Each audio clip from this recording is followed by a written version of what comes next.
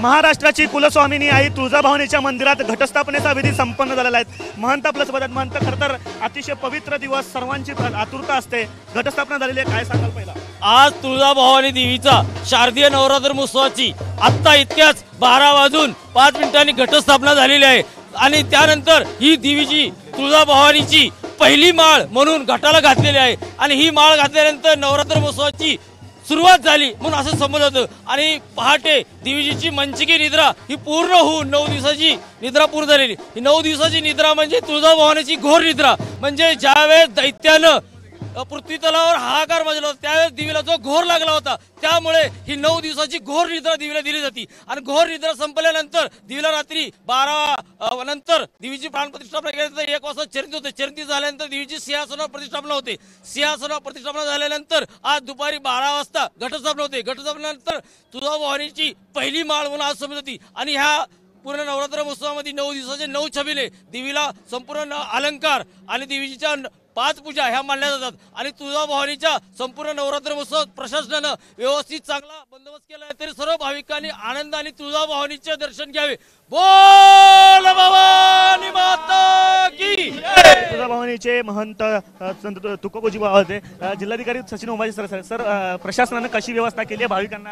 आपल्या तुळजाभवानीचा जो वर्षाचा सर्वात मोठा महोत्सव आहे त्यासाठी प्रशासनानं अतिशय चांगल्या पद्धतीने व्यवस्था केलेली आहे। भाविकांना आपला शिस्तीत पालन करून आमच्या जे काही जे कर्मचारी आहेत आणि त्यांना आवश्यक सहकार्य करून देवीजींचं दर्शन घ्यावं असं आवाहन सर्व भक्तांना मी करत आहे। तर प्रशासकीय काम आपण करत असतो, मात्र तुळजापूरमध्ये काम करणं आणि त्यात असा अनुभूती मिळणं, घटस्थापनेचा मान मिळणं एक वेगळी अनुभूती असते, काय वाटतं? नक्कीच आपल्याला प्रशासकीय जीवनामध्ये बऱ्याचशा गोष्टी आपल्याला जबाबदारी असतात, त्याचबरोबर काही आपल्याला म्हणजे राईट्स आणि काय म्हणून ज्याला भाग्य लाभतं आपल्या करायच्या गोष्टी। विशेषतः मला वाटतं की तुळजाभवानी संस्थांचा अध्यक्ष म्हणून काम करणं आणि त्यांना वेगवेगळ्या भाविकांच्या सोयीसुविधा करणं आणि त्याच्यामध्ये अनुषंगाने येणारे विविध धार्मिक करण्याची संधी मिळणं हे खरंच मला वाटतं एक भाग्याचं काम आहे आणि मला वाटतं नशिबवान लोकांनाच असं मिळतं। तर मला नक्कीच काही ठिकाणी देवीजींचे वेगवेगळ्या पूजेमध्ये सामील होण्याची संधी मिळते, त्यासाठी नक्कीच मला वाटतं की देवीजींचं काहीतरी भाग्य असेल त्यामुळे ही संधी मला मिळाली। धन्यवाद। जिल्हाधिकारी सचिन उमाजे सर आहेत। आमदार साहेब दरवर्षी सहभागी होत असतात,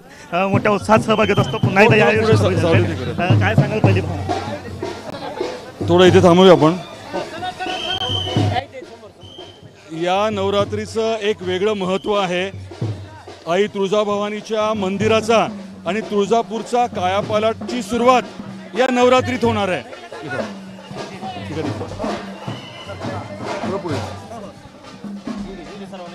आमदार राणा जगजितसिंह पाटील आपली प्रतिक्रिया देत होत आहे ते। तर आमदार साहेब, तुळजाभवानीचा कायापालट करण्यासाठी प्रयत्न नाही, मी आपल्याला हे सांगत होतो की या नवरात्रीचं खूप वेगळं महत्त्व राहणार आहे, कारण आई तुळजाभवानीचं मंदिर आणि या पूर्ण परिसराचा कायापालटाची सुरुवात ही या नवरात्रीमध्ये होणार आहे।